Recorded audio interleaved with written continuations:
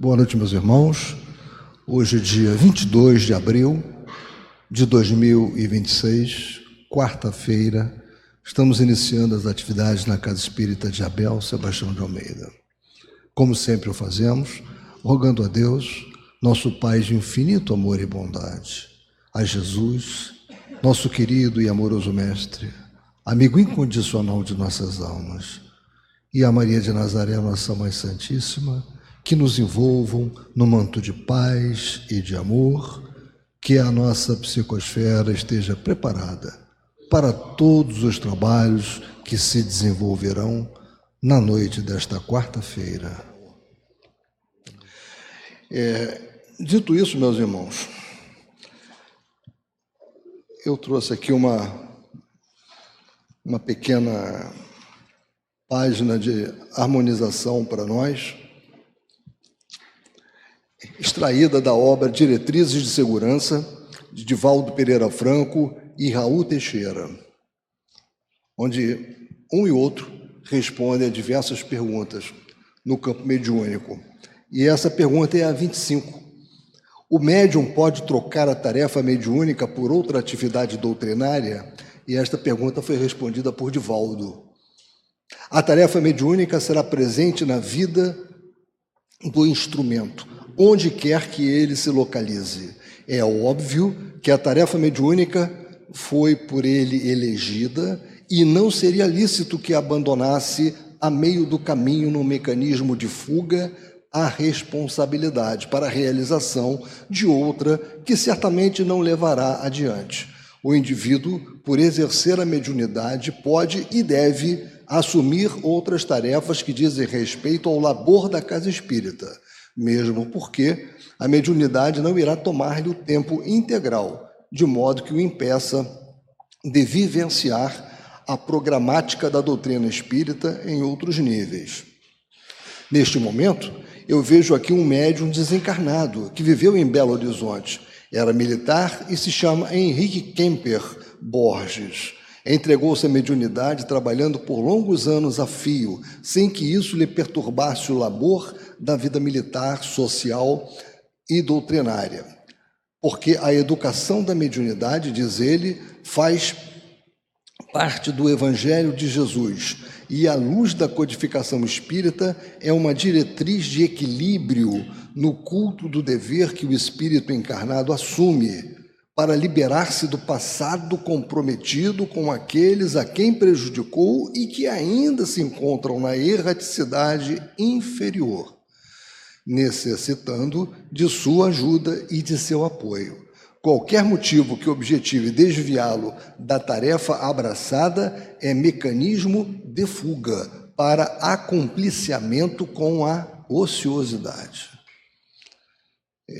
Então, meus irmãos, é um alerta para a responsabilidade que o trabalho mediúnico exige de todos nós. E agora vamos prestar a máxima atenção ao nosso irmão Gilberto Mesquita.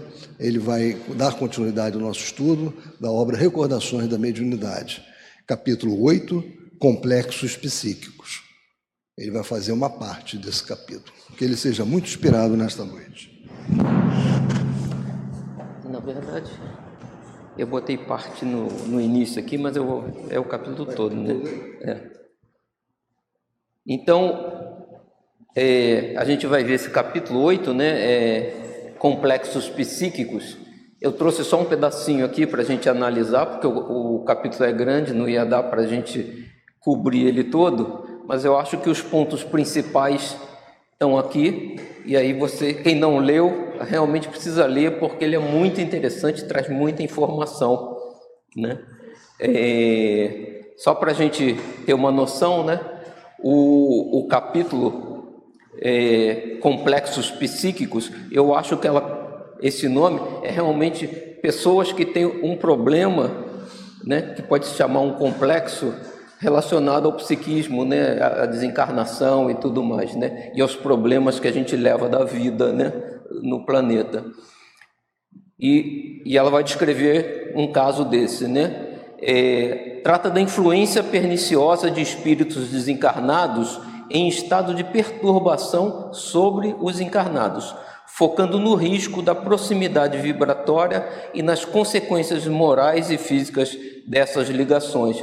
E a gente vai ver no desenrolar do capítulo que era uma conexão involuntária, vamos dizer assim, né? Não era um obsessor que necessariamente buscava aquela pessoa, mas de alguma forma estabeleceu-se um ambiente em que um encarnado convivia com dois espíritos desencarnados, levando a resultados negativos, né?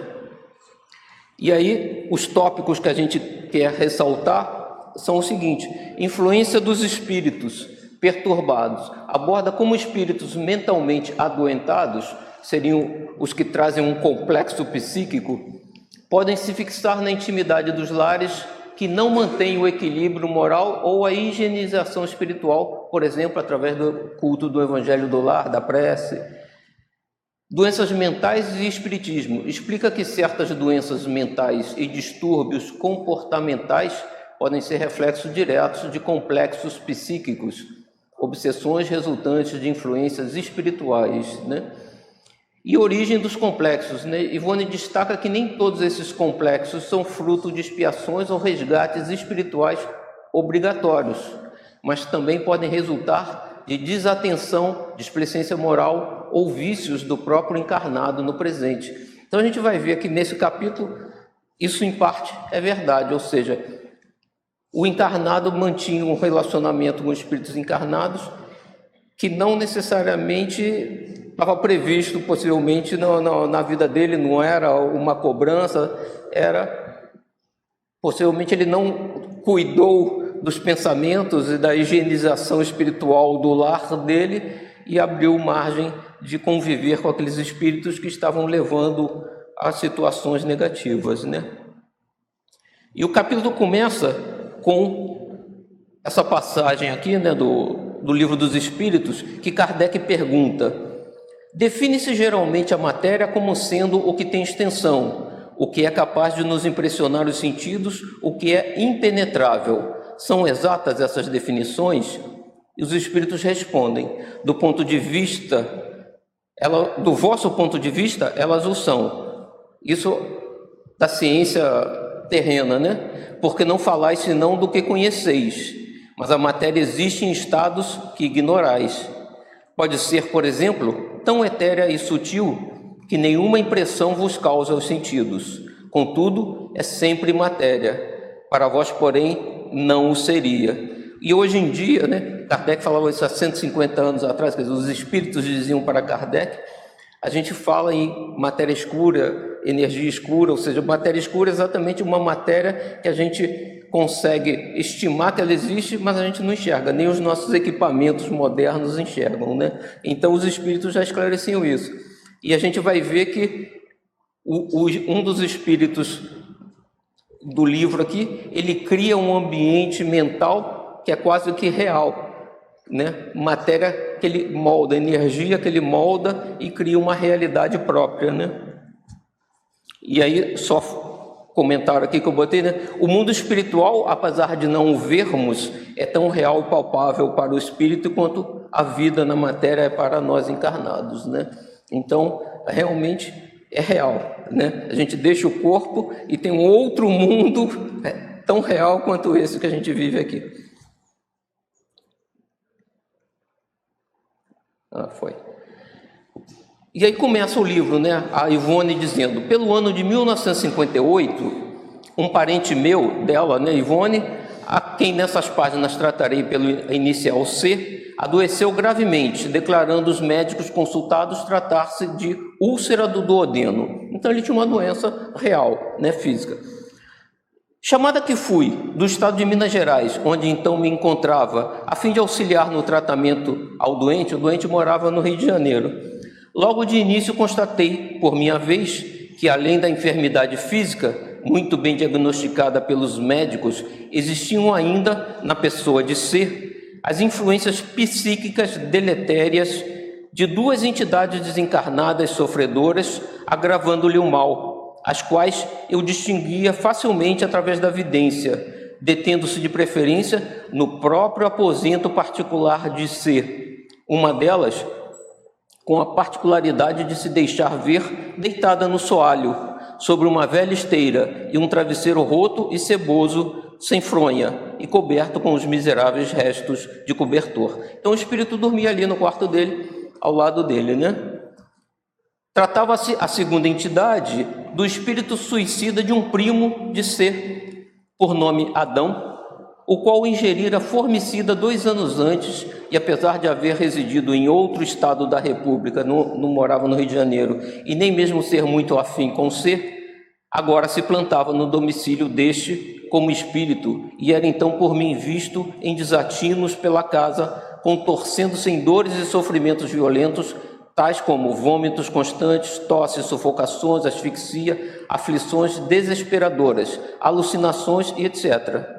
E com tais complexos, atingindo fluidicamente o enfermo que externava os mesmos sintomas e tinha os seus males agravados. E aquela, a gente vê que ela chama, né, de complexos, né, com tais complexos, porque ele estava morto, né?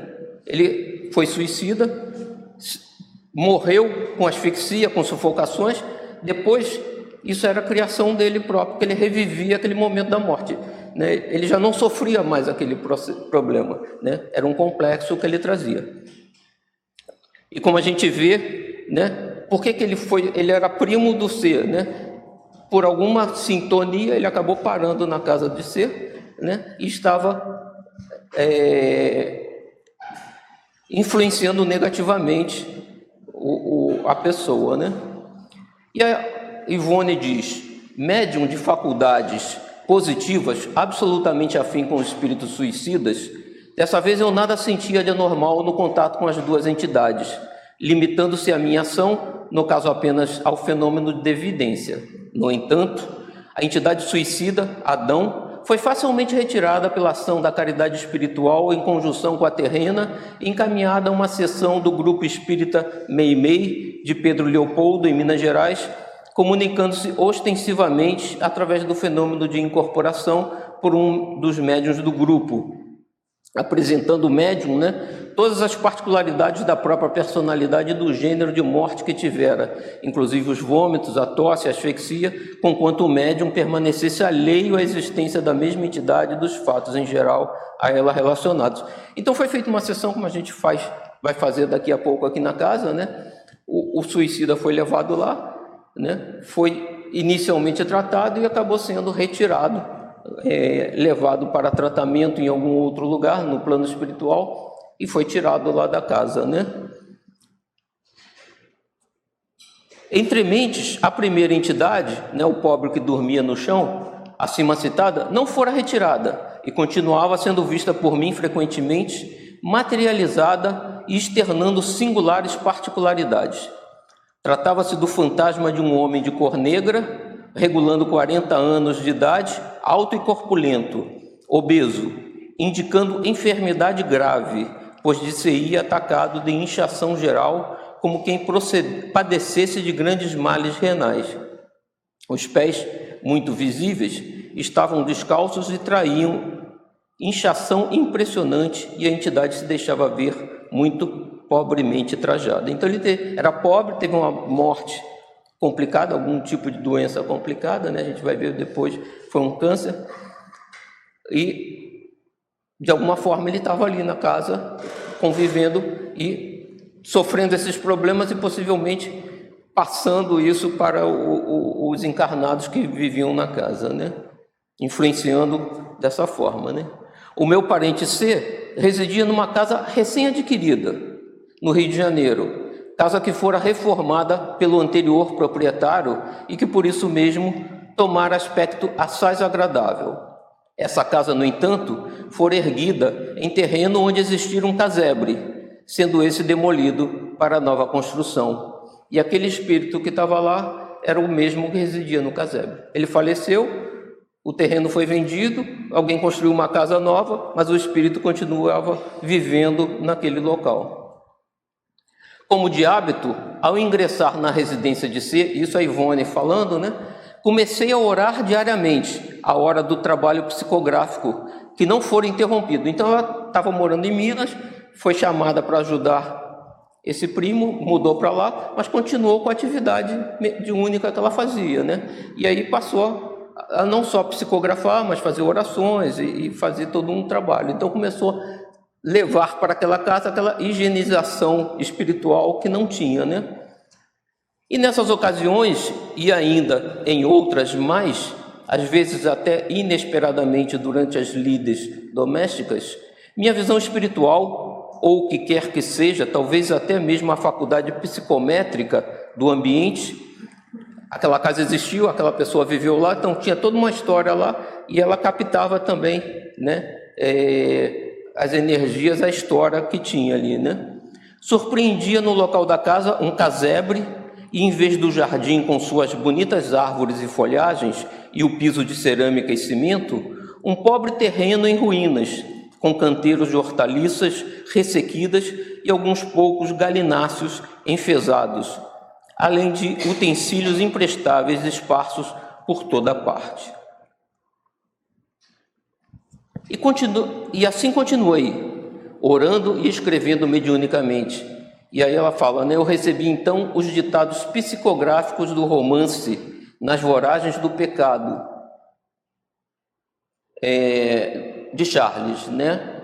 Até que alguns dias depois, durante novo transe positivo de desdobramento em corpo astral, ela, Ivone, né, se desdobrou, todo o panorama psíquico em que se desenrolava no dito domicílio foi-me facultado pelo espírito Charles, meu dedicado amigo espiritual. Então Charles estava ditando o livro para ela e aproveitando,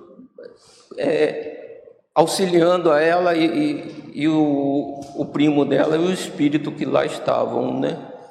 Essa entidade incumbe-me sempre de tarefas difíceis, mesmo penosas, exigindo o máximo de minhas forças mediúnicas.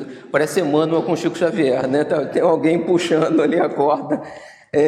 Os livros por ela ditados pela entidade, a minha psicografia, foram literariamente os mais trabalhosos, requerendo dedicação extrema, labor intenso, a fim de se aproximarem o mais possível do que ela própria concebera.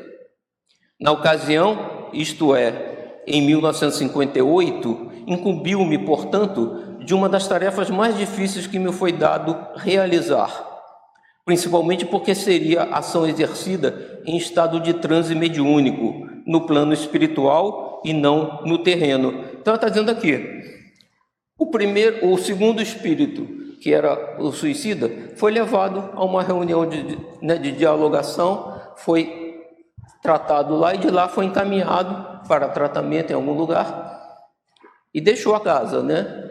Já o Charles incumbiu ela, não de botar um nome numa mesa e levar ele, né? Mas dela, em desdobramento, fazer o trabalho de conversar com ele. Então ela, à noite, né, durante o sono, deixava o corpo, encontrava o espírito e ficava doutrinando ele pessoalmente, né, em espírito, né?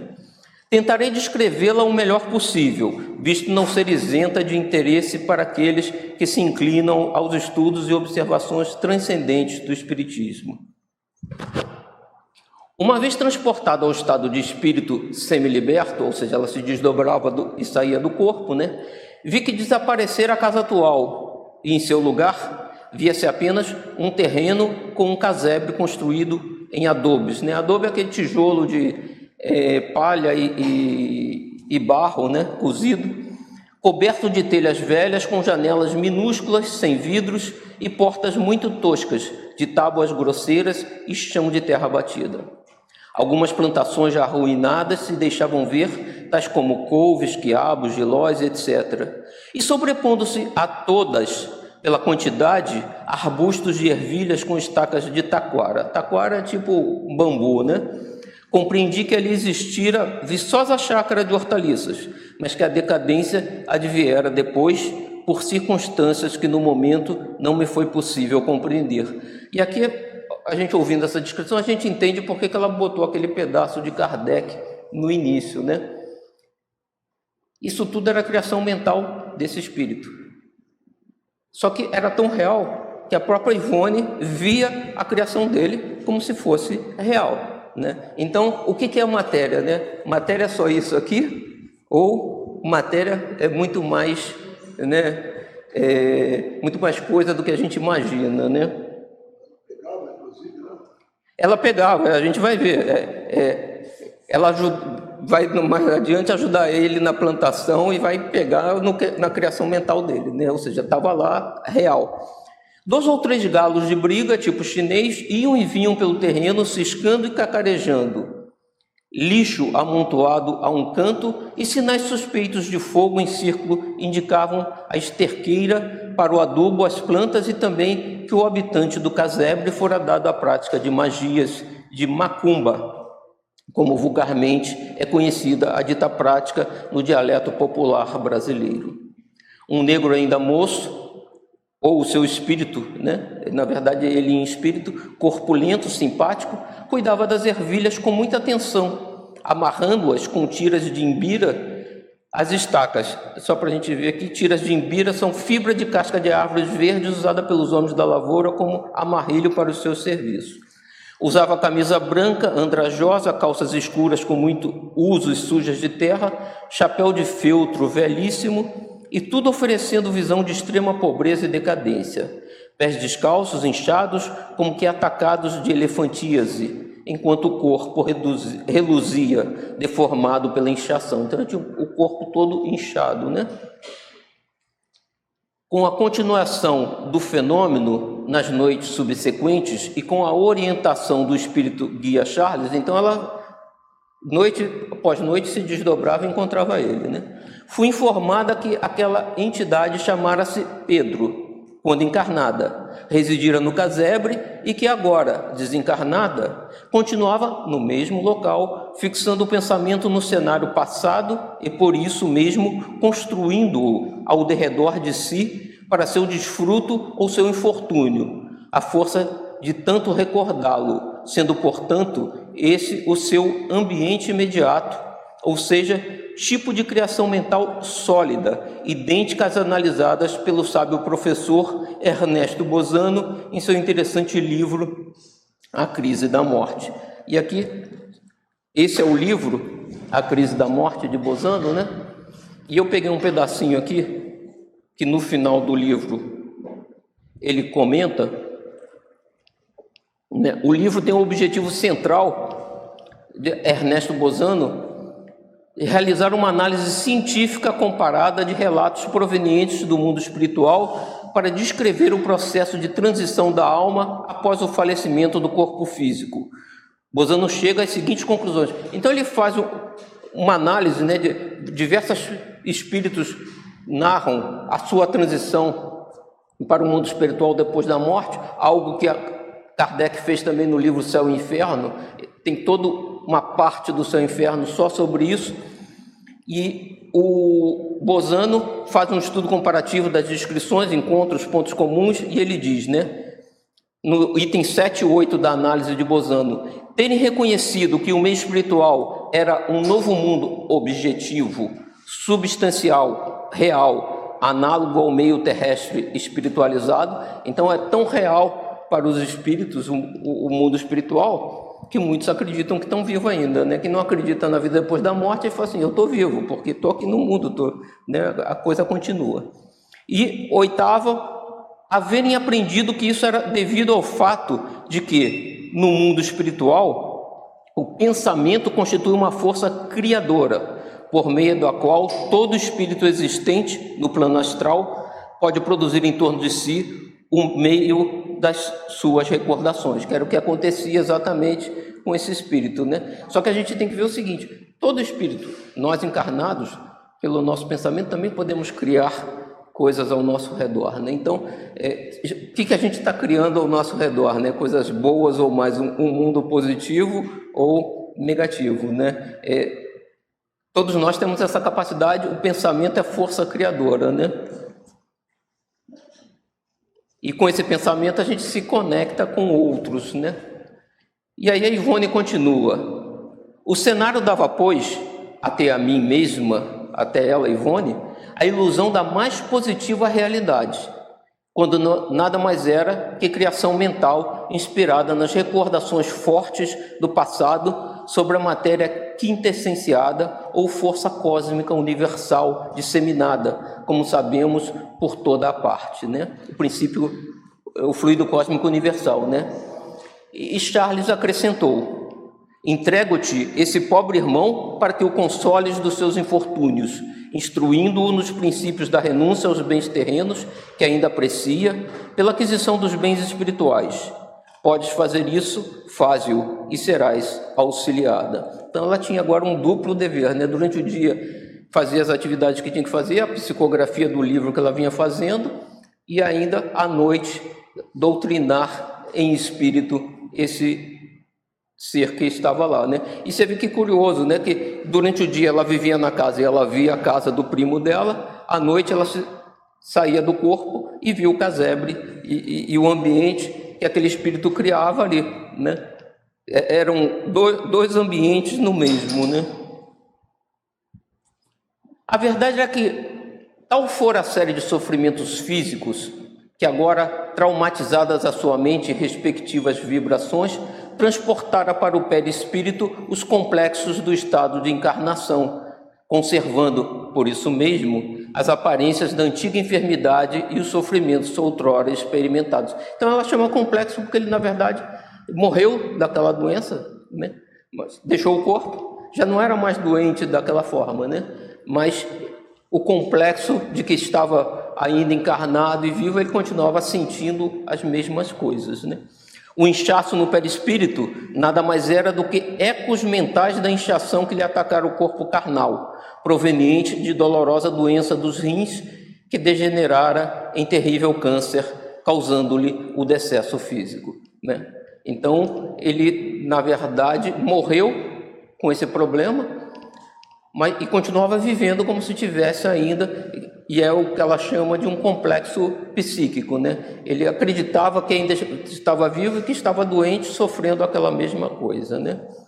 Compreendi que insólita confusão se estabelecera no entendimento do pobre espírito, o qual se via nova casa no local da sua e a reforma geral do terreno, também continuava vivendo no seu amado casebre, o que equivale dizer que, criando ele mesmo o seu ambiente, através das recordações fixadas na mente, residia como espírito entre nós outros, os moradores do prédio novo, ao passo que, se deitava na sua velha esteira, eu o distinguia deitado no soalho do próprio quarto de dormir de ser. Então ele acreditava que estava dormindo no casebre, na esteira dele, na verdade estava deitado no chão do quarto, né? A visão dele limitava a realidade, né? E essas sensações dele repassava para ser, exatamente. As sensações de doença, o problema, de alguma forma ia contaminando. A criação mental dele era tão forte que contaminava as pessoas, os encarnados ali, que moravam ali.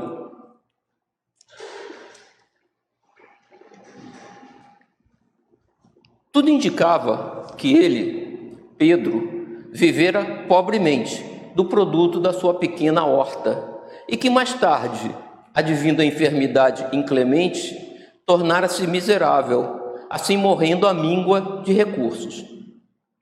Tratava-se, como se vê, de um pobre ser, assaz ignorante e não propriamente mau, mas difícil de se convencer do estado anormal em que vivia, dado realmente a sua pequena capacidade de compreensão das coisas. Então ele era uma pessoa simples, não era mau, né? E até era difícil doutrinar ele, porque ele custava entender, custava aprender, né? Então, daí o trabalho de Ivone, toda noite, conversar com ele um pouco, conviver com ele e ir trabalhando a mente dele devagar, né? Lentamente. E Charles insistia: será necessário socorrê-lo, não só a bem dele mesmo, como de todos vós. Entrego-te para que o ajudes. Ou seja, como a Edna comentou, né? Ele interferia na vida de todos ali, em volta, né? Não só ele estava preso àquele processo, mas ele estava contaminando o ambiente, vamos dizer assim, né? Toda a ambiência ficava impregnada Impregnada com a energia e o pensamento dele. Oi. O microfone lá para ela. E a Ivone nos diz então, não raro, durante esses colóquios espirituais, eu me via sentada sobre um caixote velho, ao lado do meu pupilo, no quintal, ouvindo-o relatar os próprios infortúnios, enquanto, igualmente sentado, chorava e ouvia, depois, as lições de instrução evangélica e rudimentos da doutrina espírita sobre a vida de além-túmulo, que eu lhe transmitia, único bálsamo que a inspiração de Charles me fornecia para lhe aliviar as amarguras. Então ela primeiro sentava do lado dele, ouvia o que ele tinha a dizer, né? E depois tentava levar um pouco do evangelho, um pouco do evangelizá-lo, exatamente, né? É bem básico, né?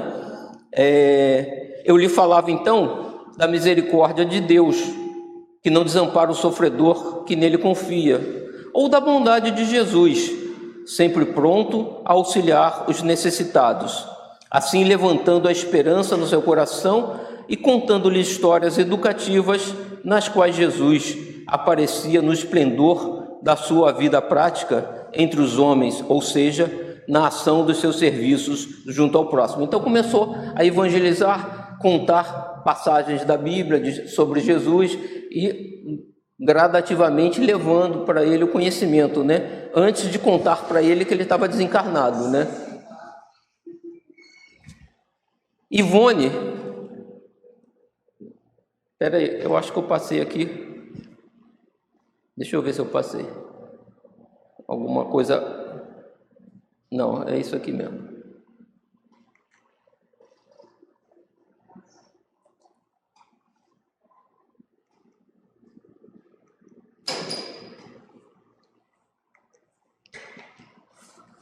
Aqui que é o ponto. Mas esse serviço seria antes realizado em corpo astral durante transes de desdobramento, né?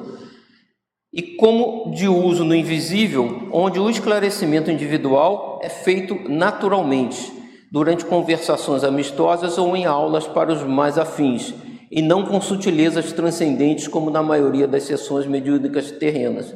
Então, ao invés, né, que para muitos funciona, né, para espíritos em outro estado de adiantamento,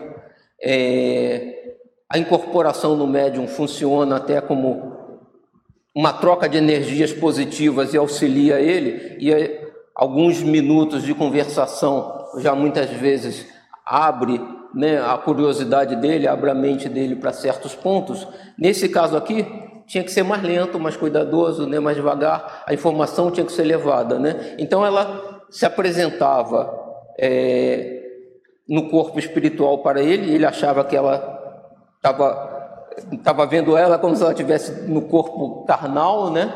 E conversavam calmamente, e ela aos poucos ia levando o conhecimento para ele, né?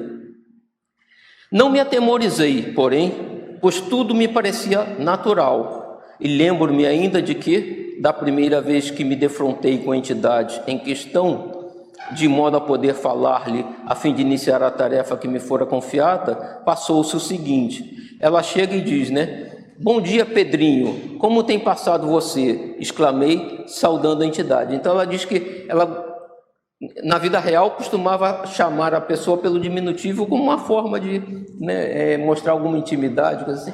E ela faz isso com o espírito, né? Ela sabia que ele chamava Pedro, então chega para ele, bom dia, Pedrinho, né? Como você está? E ela começa, a partir daí, desenvolver um relacionamento com eles, né? Não raro, durante esses colóquios espirituais, eu me via sentada sobre um caixote velho, ao lado do meu pupilo no quintal, ouvindo relatar os próprios infortúnios, enquanto, igualmente sentado, chorava e ouvia depois as lições de instrução evangélica e rudimentos da doutrina espírita sobre a vida de além-túmulo que eu lhe transmitia, o único bálsamo que a inspiração de Charles me fornecia para aliviar as amarguras. Eu lhe falava então da misericórdia de Deus, que não desampara o sofredor que nele confia, ou da bondade de Jesus, sempre pronto a auxiliar os necessitados, assim levantando a esperança no seu coração e contando-lhe histórias educativas nas quais Jesus aparecia no esplendor da sua vida prática entre os homens, ou seja, na ação dos seus serviços junto ao próximo. E aí, num certo momento, eu vou pulando aqui porque o texto é grande, né? Depois de muita coisa, ela chega um dia, né, e pergunta para ele, né? Quer um médico para se consultar, Pedrinho? Será melhor você ir para um hospital. Então ela, depois de ganhar a confiança dele, depois de evangelizar ele um pouco, oferece o socorro, né? Mas respondeu interessado, não compreendendo o meu intuito, que era afastá-lo daquele ambiente, ao mesmo tempo proporcionando-lhe ensejo de melhoras espirituais. Eu quero ir para um hospital, sim. A questão é encontrar uma pessoa para tratar das minhas galinhas e das minhas plantas. Não posso ir porque, além de tudo, preciso refazer minha hortinha para ganhar alguma coisa. Não posso continuar nessa miséria. Nisso que ela sentava e conversava, ela já vinha ajudando ele na horta. Então ela cuidava das plantas, cuidava das galinhas. Aquela criação mental dele era tão real que ela vinha participando do processo e tocando nas plantas com ele, cuidando, né? E aí ela diz para ele, né? Ora, em primeiro lugar está a sua saúde, porque doente ninguém pode trabalhar. Eu tomarei conta de tudo para você poder ir. Acaso você não confia em mim? Pois conforme você sabe, eu também gosto de criar galinhas. Até já possui grande criação de galinhas e também gosto de tratar de plantas. Esse serviço de persuasão, porém, não foi rápido nem fácil. Levou cerca de 2 meses de dedicação e coragem, enquanto meu parente C era submetido a tratamento rigoroso de passes a fim de desintoxicar o próprio organismo das irradiações deletérias da entidade invisível, fortalecendo-se mental e fisicamente a fim de resistir ao delicado complexo. Então, ele estava doente realmente, em tratamento normal, e estava aproveitando, né, a presença da Ivone na casa dele e participando do tratamento espiritual também, que essas duas entidades que moravam com ele vinham prejudicando ele também espiritualmente, né? E a saúde dele refletia essa influência desses espíritos também, além da doença que ele tinha, né? E todo aquele trabalho requeria de mim, a Ivone, inteiro senso de responsabilidade, visto que me fora confiado por uma entidade espiritual de categoria elevada, né, que respeito e amo pelo muito que me tem amado e servido, Charles. Então, Charles pediu e vinha ajudando ela naquele processo, né? Pediu que ela fizesse esse trabalho e ela tomou isso como, né, uma obrigação e vinha cumprindo. Então, ela vinha fazendo esse serviço, né, de toda noite, desdobrada, atender ao espírito do Pedro, né? Eu exigia, portanto, de minhas próprias forças, grande cabedal de amor, de paciência, de desvelo e atenções diárias, mesmo em horas de vigília, sem o que a tentativa seria nula, e eu não corresponderia à confiança nem ao desejo dos amigos espirituais e tampouco ao dever para com o Evangelho. Então ela já estava, além de desdobrada da noite atendendo a ele, durante o dia ficava em oração, pensando nele, né? O trabalho começou a ser 24 horas por dia, né? E ela diz, perguntar-se-á, no entanto, por que não foi a entidade Pedro retirada do ambiente de ser, pelo poder dos 2 abnegados guias espirituais que orientaram o trabalho, Charles e algum outro espírito, né? Como fora retirada a entidade suicida Adão. A essa pergunta responderei que, em primeiro lugar, cumpre ao obreiro do Senhor obedecer aos seus dirigentes espirituais, executando as tarefas que lhe foram confiadas e não tergiversar. Então ela não sabia por quê, né? Depois, no final, ela dá a entender que o atraso espiritual de Pedro era tanto que o trabalho tinha que ser contínuo, né? Ele teria que ir várias vezes, possivelmente, ao processo de dialogação, né, em várias sessões, e possivelmente também os espíritos não queriam que ele percebesse que ele estava desencarnado, porque ele era muito apegado à vida terrena, né, e aos bens materiais, né? Então, ela conversava com ele como se ele tivesse encarnado ainda, e talvez ele participando das reuniões e através da incorporação com o médium, ele em algum momento ia perceber que algo estava diferente, algo estava errado, né? E ela diz também, eu não coloquei aqui, né, que o primeiro, o segundo espírito, né, que era o suicida, além de aquelas doenças, aquele processo que ele passava, contaminava negativamente o primo dela, que já estava doente, como um suicida, ele poderia contaminar o pensamento do primo para também o suicídio, né? Então era uma influência mais perigosa do que o Pedro só com o problema da doença, né? E aí ela diz ainda nesse livro o seguinte: o Adão, como suicida e muito mal, ele precisava de socorro imediato, né? Então eles meio que tiraram ele, vamos dizer assim, mesmo sem ele estar consciente que ele estava sendo levado, né? E na minha cabeça isso funciona como se você sofre um acidente na rua, alguém chama a ambulância vem, você está doente, quebrado, eles te põem na ambulância e levam para o hospital. Não pergunta se você quer ir para o hospital ou não quer ir para o hospital, né? O Adão era um suicida que estava sofrendo e tinha um problema grave de desarmonia psíquica, né? E ele foi levado para tratamento, um pouco à revelia, vamos dizer assim, como a gente seria levado se a gente sofresse um acidente na rua e estivesse necessitando de socorro, né? Então ela coloca exatamente esse ponto. O Pedro, talvez, para que pudesse ser trabalhado mais devagar e dar tempo para ele aprender realmente, foi mantido lá e ela fez o trabalho em espírito, né? O mundo espiritual é complexo, as leis que o regem e as circunstâncias de vida muito elásticas e também complexas. E longe estamos de conhecê-lo em sua verdadeira estrutura para ousarmos criticar a forma de agir dos mentores invisíveis. Entre mentes, eu continuava no labor de evangelização e esclarecimentos à entidade Pedro, preparando-o quanto possível para a adaptação à vida do espírito. Já agora, à noite, durante o expediente psicográfico, religiosamente executado diariamente, era-me dado ler temas espíritas, a par dos evangélicos, ou seja, os evangélicos da Bíblia, né?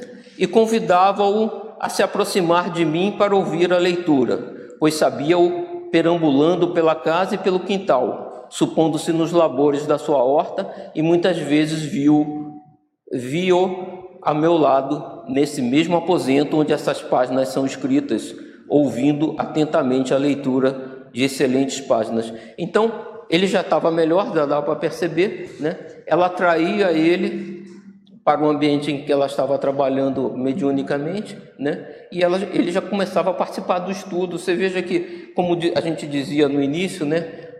Por exemplo, o culto no Evangelho do Lar funciona dessa forma, né? Os espíritos que conosco convivem começam, num certo momento, a participar do estudo e você começa a envolvê-los, né, no trabalho, no pensamento, né, na evangelização. A gente aprende, eles aprendem conosco, né?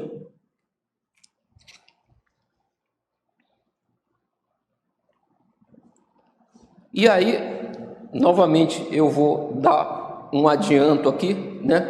Porque ela vai contando todo o processo no livro, por isso que eu digo, vocês têm que ler, porque é muito interessante, né? Nesse capítulo, vai contando todo o processo de como o Pedro vai avançando e como ele vai contando para ela as experiências dele do passado, né? Da vida dele, os problemas por quais ele passou, né? E ele conta para ela, eu não vou contar, vou deixar que vocês leiam no capítulo, né? Num certo momento, ele confessa para ela, né, para Ivone, fala assim: o culpado da minha desgraça foi o seu Romano. E aí, quando acontece esse problema com esse senhor, seu Romano, que está lá no livro, vocês precisam ler, né, ele diz: eu chorei muito, então foi que fiquei sem recursos para poder trabalhar.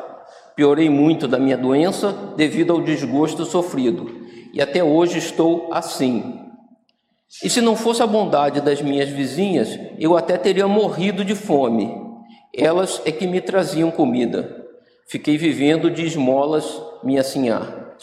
Ele chamava a Ivone de minha sinhá, né? Para dizer a verdade, minha sinhá, eu já odiei seu Romano muito mais do que odeio agora. Então a gente vê que, além dele ser pobre, ser um espírito simples, né, ele não queria a princípio o mal, mas ele sofreu, né, um advento com esse seu Romano, e ele não se conteve, né, ele não tinha conhecimento suficiente e passou a odiar o seu Romano. Isso, mais um pensamento negativo, mais um sentimento negativo, além da doença, que ele incorpora, né? E aí ele leva aquilo, e ele estava convivendo na casa com todos, né, com aquele ódio que ele trazia no coração ainda, né, o que contaminava mais negativamente o ambiente ainda, né.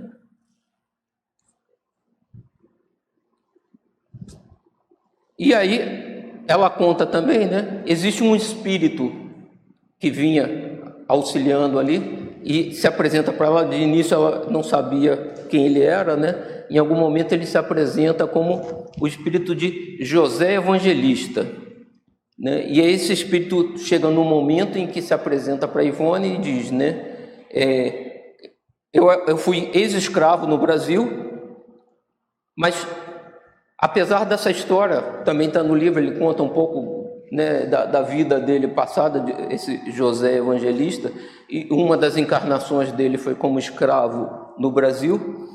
Ele não apresentava complexos conservados do estado de encarnação, ou seja, ele viveu diversas vidas, viveu inclusive como escravo, deve ter sofrido no tempo do Império como escravo, não deve ter sido fácil, mas ele se libertou desses processos, né, e não trazia nenhum complexo, foi o processo de aprendizado pelo qual passou e ele passou adiante, né? Por isso que se exprimia naturalmente, sem o palavreado da raça, senão em estilo clássico, pelo menos de modo normal, ou seja, não falava o português clássico, mas também não usava os termos, né, de um preto velho, vamos dizer assim, né, pelo modo normal, embora fácil. Afeiçoado igualmente a mim, ou seja, de alguma forma ele tinha alguma ligação com a Ivone, na noite acima citada tornou-se visível e fez-se compreender, sussurrando ao meu entendimento. Recebi ordem de nossos mestres para auxiliá-la a retirar o Pedro daqui. Ele se encontra já bastante melhor do desajustamento em que teimava conservar-se e, portanto, apto a compreender alguma coisa, porque mais serenado está o seu coração das amarguras que o oprimiam. E ela conta, então, que ela passou 2 meses nesse trabalho até que chegasse nesse ponto de o Espírito se apresentar dizendo: estamos prontos para recolher o Pedro e levar ele, né?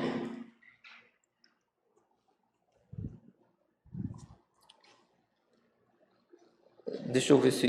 Peraí. Não, tá isso mesmo. Exatamente. E aí o seguinte, eu não botei aqui, porque eu achei que o tempo ia ser curto, a gente está com um tempinho ainda. Ela conta, né, que o processo de levar o Pedro, né, eles se encontram uma noite, ela está fora do corpo, conversando, fazendo o trabalho que ela fazia de doutrinação do Pedro, né, e José Evangelista, em espírito, aparece também e se junta a ela e ao Pedro, e os três conversando, né, e ela já tinha proposto que ele fosse para o hospital, né, mas ele resistia porque ele não queria abandonar a plantação dele, né.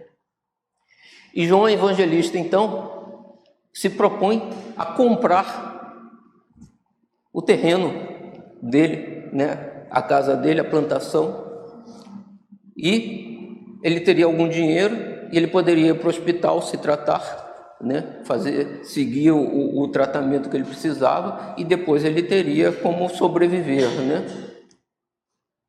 E aí de início ele fica na dúvida, né? Mas ele já tinha desenvolvido um certo relacionamento com a Ivone, e ele pergunta, né, o que você acha, né? E a Ivone, não, eu acho que você deve aproveitar essa oportunidade, é hora de você